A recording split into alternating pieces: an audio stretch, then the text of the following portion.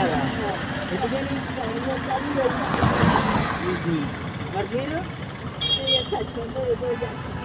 అలాంటివి చేయొచ్చు, అలాంటి పనులు చేయొచ్చు. చూడండి,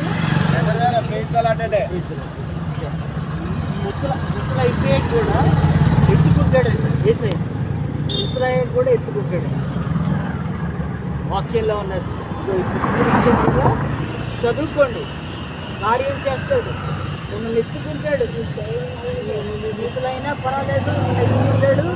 మీరు యేసు ప్రభు నమ్ముకోండి, చదివి అప్పుడు మీకు రక్షణిచ్చి మీ పాపాన్ని క్షమించి పరలోకానికి తీసుకెళ్తాడు. ఎప్పుడు ఉంటారు అక్కడ? ఇక్కడ 60-70 ఇచ్చేస్తాం అక్కడ.